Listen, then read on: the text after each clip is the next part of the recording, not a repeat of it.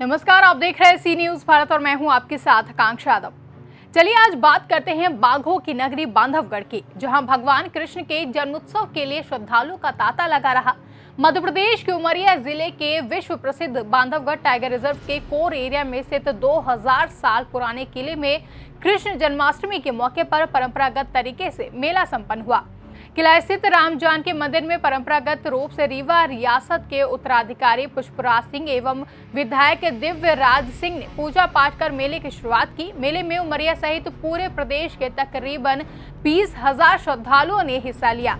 इस दौरान मध्य प्रदेश सरकार की जनजाति कार्य मंत्री मीना सिंह सहित जिले के कलेक्टर, पुलिस अधीक्षक ने भी मेले का आनंद लिया। वहीं इस दौरान रीवा राजवंश के उत्तराधिकारी दिव्यराज सिंह ने बांधवगढ़ किले को राष्ट्रीय धरोहर घोषित करने की मांग की है, जहां दिव्यराज सिंह ने बताया कि बांधवगढ़ का किला 2000 साल पुराना है, जहां कई ऐतिहासिक एवं धार्मिक स्थल मौजूद है, लिहाजा सरकार इनके संरक्षण का कार्य करे। नहीं, मेरी प्रशासन से बात हुई है। थोड़ा सा जरूर लीगल पॉइंट्स हैं कुछ इसमें, क्योंकि पहले ये हमारा था, फिर उसके बाद फॉरेस्ट डिपार्टमेंट का हो गया। अब वो लीगल बातें हैं, उसको यहाँ पे बात करने की विशेषता नहीं है। लेकिन मेरे ख्याल से निश्चित रूप से सरकार से मैंने भी, क्योंकि पहले ये बात आई थी कि आज भी शायद नहीं खोला जाएगा, तो मैंने कलेक्टर साहब से भी निवेदन किया कि जब पूरे प्रदेश के मंदिर खुले हैं तो बांधवाधीश क्यों नहीं खुल रहा है आज।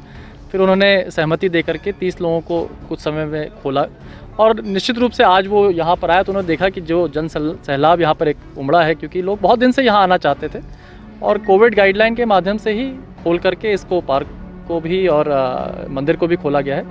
और एक दिन ज़रूर खुलता है, लेकिन मैं भी अनुरोध करता हूँ, मैंने तो उस समय प्रहलाद पटेल जी जो हमारे मंत्री थे कल्चरल डिपार्टमेंट के, मैंने उसको लिखा भी है कि इसको एक नेशनल हेरिटेज साइट बना दिया जाए, जिससे कि इसका संरक्षण भी हो सके, क्योंकि फॉरेस्ट डिपार्टमेंट बिल्डिंग का संरक्षण नहीं करती है, वो केवल जंगल का संरक्षण करती है।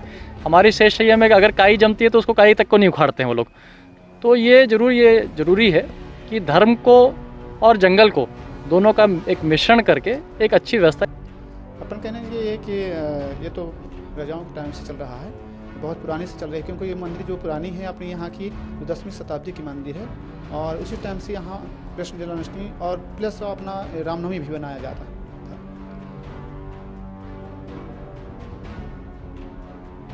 मेरे पहले नाना जी थे 1970 से लेकर और 2000 तक, 2011 से पिताजी रहे हैं, और 2000 कहना चाहिए अभी 8 के बाद में अभी कंटिन्यू। बाघों की घनी आबादी के लिए मशहूर मध्य प्रदेश के बांधवगढ़ टाइगर रिजर्व के बीचों बीच पहाड़ पर मौजूद है बांधवगढ़ का ऐतिहासिक किला। इस किले के नाम के पीछे भी पौराणिक गाथा है। कहते हैं भगवान राम ने वनवास से लौटने के बाद अपने भाई लक्ष्मण को यह किला उपहार में दिया था, इसीलिए इसका नाम बांधवगढ़ यानी कि भाई का किला रखा गया है। वैसे इस किले का जिक्र पौराणिक ग्रंथों में भी है। स्कंद पुराण और शिव संहिता में इस किले का वर्णन मिलता है।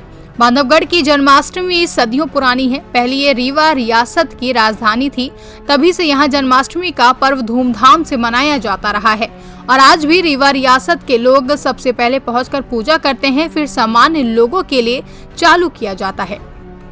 यहाँ जो पहाड़ी के ऊपर किले में बांधवाधीश मंदिर है, जिसमें भगवान श्री कृष्ण विराजमान है, इसकी आसपास के जिलों में बड़ी मान्यता है, और परंपरागत रूप से जन्माष्टमी पर यहाँ लोग दर्शन के लिए इकट्ठा होते हैं। अन्य समय तो संरक्षित स्मारक होने के कारण यहाँ दर्शन प्रतिबंधित रहता है।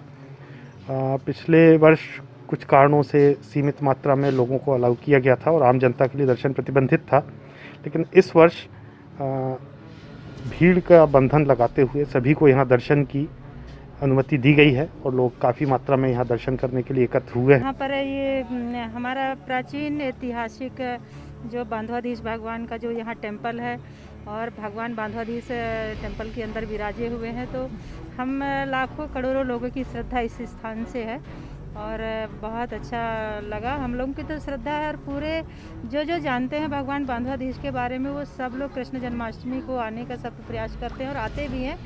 और एक उत्सव जैसा माहौल हो जाता है पूरे जंगल में। जबकि आप सबको पता है कि ये हमारा पार्क एरिया है, उसके बाद भी लोग अपनी श्रद्धा लिए भगवान के चरणों तक पहुंचते हैं और दर्शन करते हैं और आशीर्वाद प्राप्त करते हैं, और भगवान निश्चित रूप से सबका जीवन धन्य करते हैं। उमरिया से सी न्यूज संवाददाता केजी पांडे की रिपोर्ट। फिलहाल के लिए इतना ही। देश और दुनिया की बड़ी खबरों के लिए बने रहे सी न्यूज भारत के साथ।